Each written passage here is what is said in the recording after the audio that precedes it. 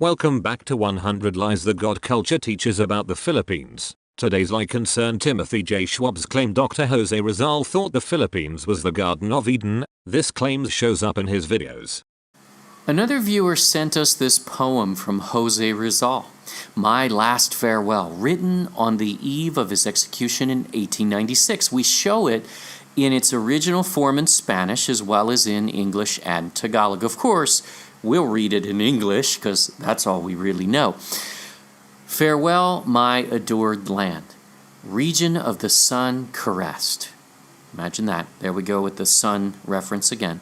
Pearl of the Orient Sea, our Eden lost. With gladness I give you my life, sad and repressed. And were it more brilliant, more fresh, and at its best, I would still give it to you for your welfare at most.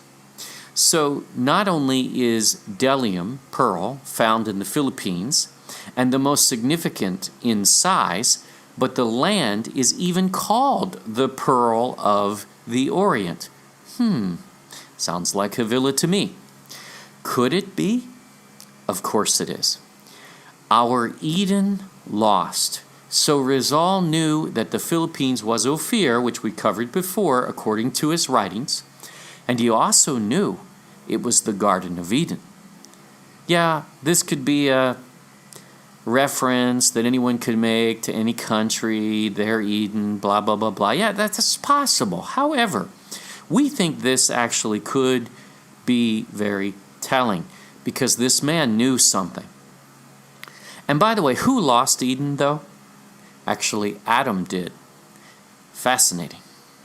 The funny thing is, even long before these large pearls were produced and then recorded, Dr. Jose Rizal, in 1896, wrote a poem identifying the Philippines as the Pearl of the Orient. Almost seems like he kinda knew something, huh? Well, you will find his contemporary, Professor Blumentritt, writes that Rizal believed the Philippines was Ophir, in fact, and he did as well, even in 1891. This claim also shows up in his book The Search for King Solomon's Treasure.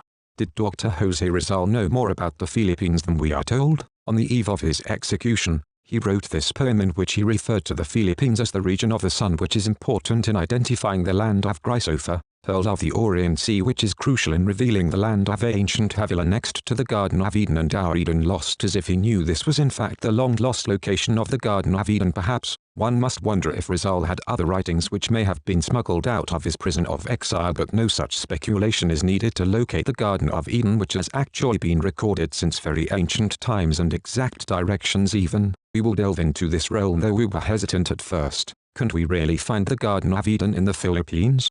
In one of his videos, Tim says he previously covered writings where Dr. Rizal knew the Philippines was Ophir. While they get a passing glance, he does not cover those writings in his book The Search for King Solomon's Treasure in any meaningful way, so they must not be very important. However, Rizal's poem is very important. Tim even uses it in his conferences. So, what does this poem mean? Is Dr. Jose Rizal actually calling the Philippines the Garden of Eden? Of course not. It's a poem. It's the last poem he ever wrote before facing the firing squad. It's not a geography lesson or a history course. It's 14 stanzas of thoughts about his country, the Philippines. Funny that Tim does not talk about the other stanzas or even attempt to relate the actual message of the poem. Instead, he latches onto the phrases Pearl of the Orient and our Eden lost and says, "Oh, look, see, Rizal thought the Philippines was the Garden of Eden." In the fourth stanza, Rizal writes, My dreams, when scarcely a lad adolescent, my dreams when already a youth, full of vigor to attain, were to see you, gem of the Sea of the Orient, your dark eyes dry, smooth brow held to a high plane, without frown, without wrinkles and of shame without stain.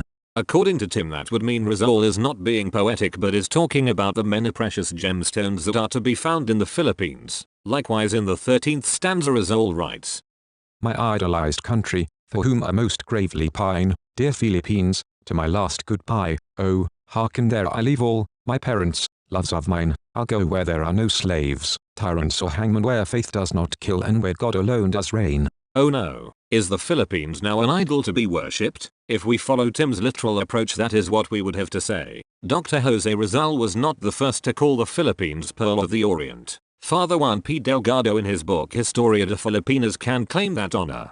In a short time the name of Nueva Castilla was forgotten and that of Manila prevailed by the election of the same Adelandado, for in this place he founded a city, which he spoke of as being the court and pearl of the East. In times past, according to the ancient historians, when trade with Japan flourished, Manila was the wonder and pearl of the East, as well in its neighborhood, as in buildings and riches, which, in exchange for the goods of the land, came in abundance. Having already written elsewhere about the material nature of the city of Manila, we will put in this chapter its formal aspects, in which it can compete with the most famous in Europe. It is located in the best, most pleasant, leafy and abundant site of the island of Luzon, head and core of the Philippine archipelago. It very justly deserves the name of Pearl of the East, a distinguished and very loyal city. Each one of these mentions of the Pearl of the East is a reference to the city of Manila and not the entire nation, and has nothing to do with actual pearls. Very obviously Rizal has taken this sobriquet and applied it to the nation as a whole. For Rizal, the Philippines,